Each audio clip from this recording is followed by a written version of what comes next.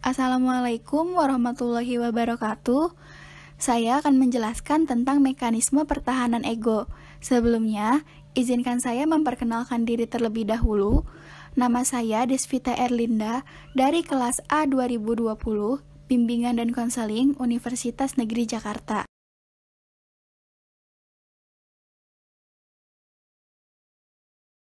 Sebelum membahas tentang definisi dari mekanisme pertahanan ego, saya akan membahas sedikit tentang Sigmund Freud dan teori psikoanalisis. Sigmund Freud adalah salah satu tokoh psikologi yang mencetuskan sebuah teori kepribadian yang kita kenal dengan teori psikoanalisis. Teori psikoanalisis berkaitan dengan id, ego, dan superego, di mana hal tersebut masih ada kaitannya dengan mekanisme pertahanan ego. Lalu, apa sebenarnya mekanisme pertahanan ego itu? Menurut Sigmund Freud dalam buku Theories of Personality, mekanisme pertahanan ego adalah cara yang dilakukan oleh ego untuk mempertahankan diri dari kecemasan yang dimotivasi oleh naluri.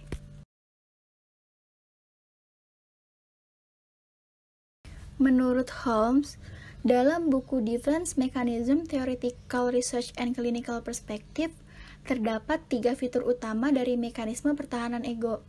Yang pertama adalah penghindaran dari keadaan emosi ataupun perasaan negatif. Yang kedua, distorsi realitas ke berbagai derajat. Dan ketiga, kurangnya kesadaran dalam menggunakan mekanisme pertahanan.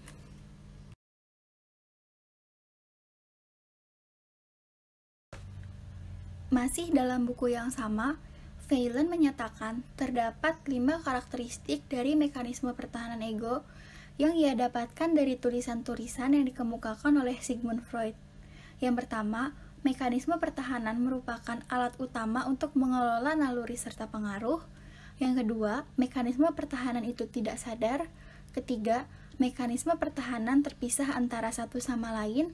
Keempat, walaupun mekanisme pertahanan dikatakan sebagai sindrom psikiatri utama, tetapi pertahanan merupakan ciri khas dinamis dan dapat dibalik. Dan kelima, mekanisme pertahanan dapat dikatakan adaptif sekaligus patologis.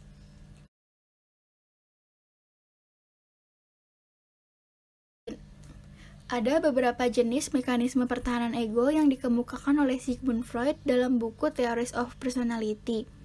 Yang pertama ada represi. Represi adalah penghapusan atau penghilangan pikiran dan perasaan terhadap sesuatu yang menyebabkan kecemasan dan ketidaknyamanan yang dilakukan dalam keadaan tidak sadar karena ditekan oleh ego. Yang kedua ada denial. Denial merupakan sebuah mekanisme pertahanan yang menyangkal sebuah peristiwa. Peristiwa yang dilibatkan adalah peristiwa traumatik. Yang ketiga ada pembentukan reaksi atau reaction formation, yaitu mekanisme pertahanan yang dilakukan dengan cara mengekspresikan sikap dan perilaku yang berkebalikan. Keempat ada proyeksi. Proyeksi adalah mekanisme pertahanan yang mengaitkan impuls yang mengganggu kepada orang lain.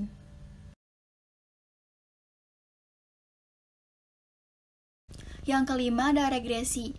Regresi merupakan sebuah mekanisme pertahanan yang ditandai dengan pengulangan atau pengunduran ke periode yang lebih awal atau pada usia sebelumnya, serta menampilkan karakteristik perilaku yang biasanya cenderung keanak-anakan.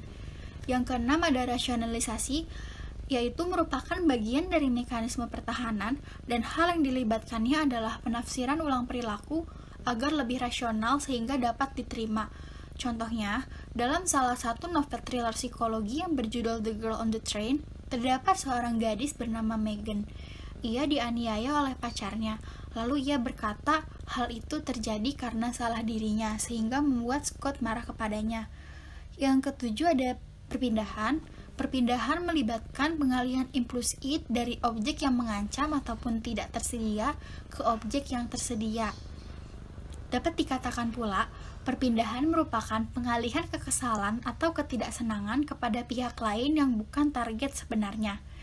Yang kedelapan ada sublimasi, yaitu mekanisme pertahanan yang melibatkan perpindahan impuls id dengan mengalihkan energi instingtual ke perilaku yang dapat diterima secara sosial. Okay? Riley, I do not like this new attitude. What is your problem? Just leave me alone. Listen, young lady, I don't know where this disrespectful attitude came from. Yeah, well, just shut up!